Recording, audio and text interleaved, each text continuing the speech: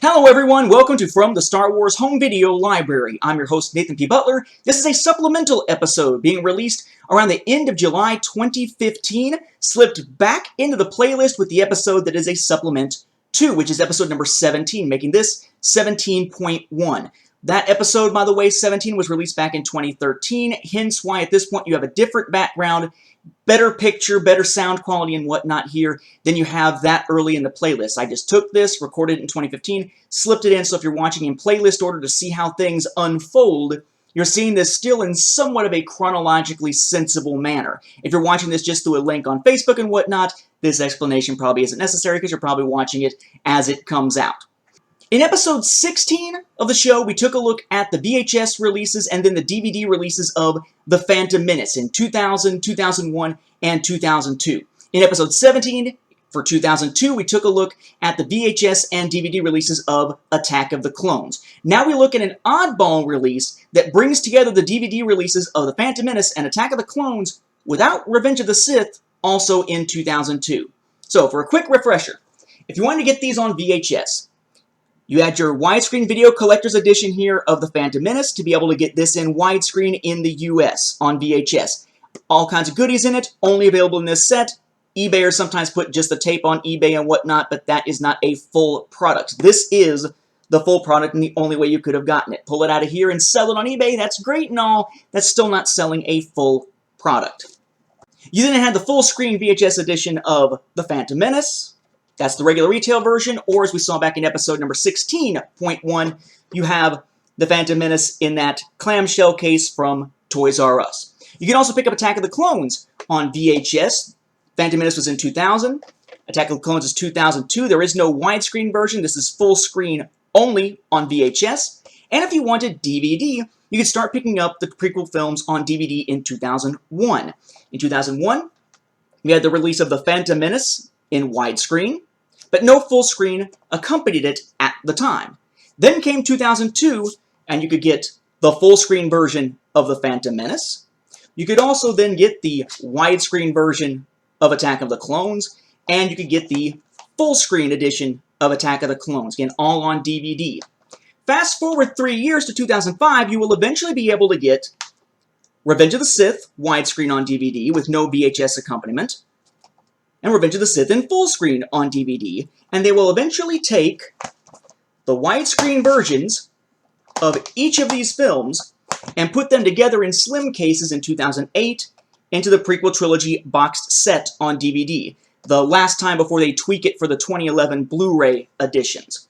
But there was kind of a box set, sort of, maybe more of a slip-cased set might be the best way to put it, back in 2002. For the prequels, but wait, that doesn't make sense. It can't be for the prequels, right? Because Revenge of the Sith wasn't out yet, right? It hadn't even been in theaters yet. How can you have a set in 2002? Well, it's like what often happens with franchises. It's what amounts to an incomplete set, just complete for whatever was out at the time.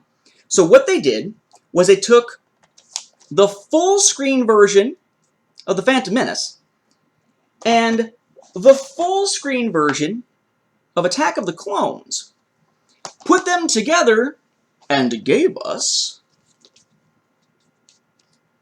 the Star Wars Saga DVD Pack. Now, it's got that on the one side. Notice it says full screen up at the top. You flip it over. Same thing. Basically, you got your Roman numeral with the name, Roman numeral with the name, with the art from the DVD packages there.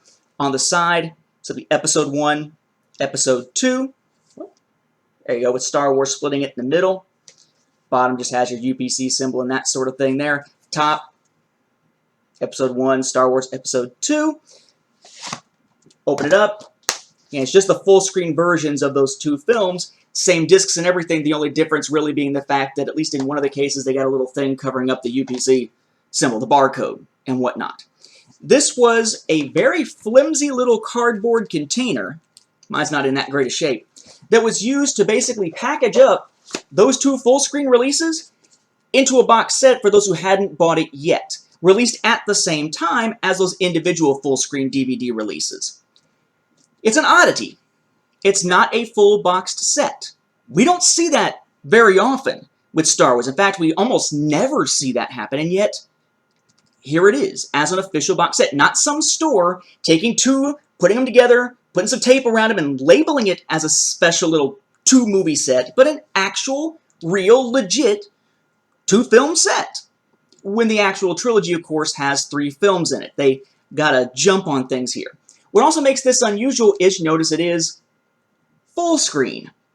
Now, I have looked around for years, and I have never, ever come across this Saga pack in widescreen as a US release. There are plenty of them out there that don't have full screen on it, which contain widescreen versions of the films. Not in the US.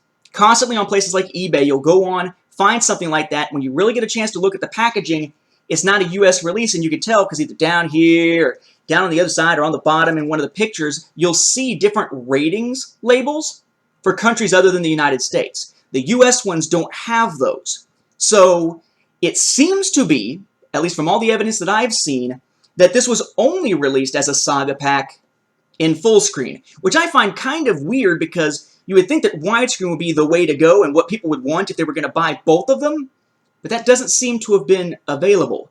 If anything, though, it's kind of putting the substandard stuff together, right? Full screen versions of the films cut off a big chunk of the picture.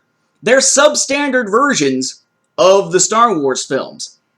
And they've put it together into a pack that is essentially a substandard box set when compared to the ones that will actually have the entire trilogy in it. This is an unfinished series in a pack here. I did want to just point that out. It is an oddity. It wasn't something I had in my collection at the time that I recorded the previous episodes, 16 and 17 back in 2013, but now that I have picked it up and added it to my collection, beat up such as it is, I want to give you a chance to see that because it is another odd moment in the evolution of Star Wars on home video, the purview of the show here. With that, thank you for watching, and may the Force be with the home video viewers.